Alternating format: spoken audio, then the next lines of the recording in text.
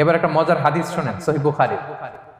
এক সাহাবী দৌড়ে এসে রাসূল সাল্লাল্লাহু আলাইহি ওয়াসাল্লামকে বলতেছে, ইয়া রাসূলুল্লাহ হালাকতু ইয়া রাসূলুল্লাহ, হে আল্লাহর রাসূল আমি তো শেষ।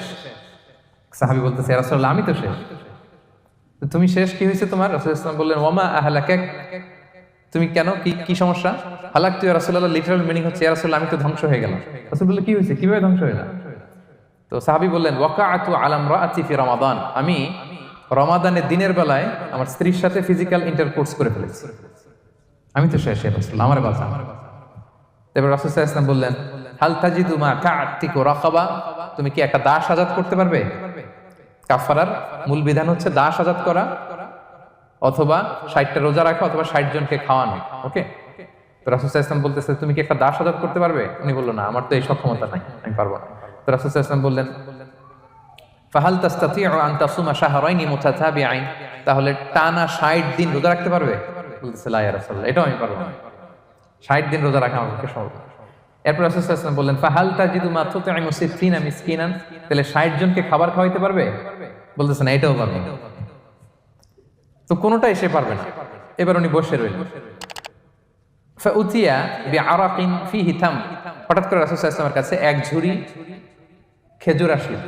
এবার রাসূল সাল্লাল্লাহু আলাইহি ওয়াসাল্লাম বললেন, সেই লোক কোথায় যে কিছুই করতে পারবে না, একে ডাকো।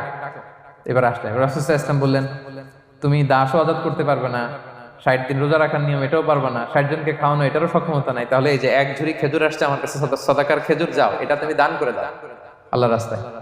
এবার উনি বলতেছে, আলা আফকারা মিন্না ইয়া রাসূলুল্লাহ, আমার চেয়েও গরীব কাউরে দান করব? রাসূল সাল্লাল্লাহু আলাইহি ওয়াসাল্লাম বললেন, হ্যাঁ। উনি বলতেছে যে আমার চেয়ে গরীব মদিনায় কেউ নাই। উনি বললেন, ফামা বাইনা লাবাতাইহা আহলু বাইতিন আহওয়াজু ইলাইহি মিন্না ইয়া রাসূলুল্লাহ, এই মদিনায় আমার চেয়ে গরীব, মানে এটার প্রতি মুখাপেক্ষী আমার চেয়ে বেশি কেউ আর নাই। ফাদাহিকা নবী সাল্লাল্লাহু আলাইহি ওয়াসাল্লাম, রাসূল সাল্লাল্লাহু আলাইহি ওয়াসাল্লাম এই কথা শুনে হেসে দিলেন। হাত্তা বাদাত আনিয়াবু, রাসূল সাল্লাল্লাহু আলাইহি ওয়াসাল্লামের চোয়ালের দুই পাশের দাঁত দেখা গেল। রাসূল সাল্লাল্লাহু আলাইহি ওয়াসাল্লাম সাধারণত হাসতেন না, দেহেক যেটা, এটা খুব কম হাসতেন না। তিনি তাবাসসুম, যেটা স্মাইলিং, মুচকি হাসতেন, ওটাতে দাঁত দেখা যায়।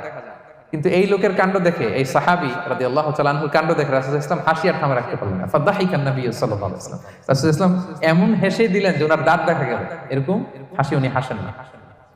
এরপর রাসূল সাল্লাল্লাহু আলাইহি ওয়াসাল্লাম বললেন, কি আর করা, যাও, ইযহাব ফাআতঈমহু আহলাক, যাও নিয়ে তোমার ফ্যামিলিতে খাও।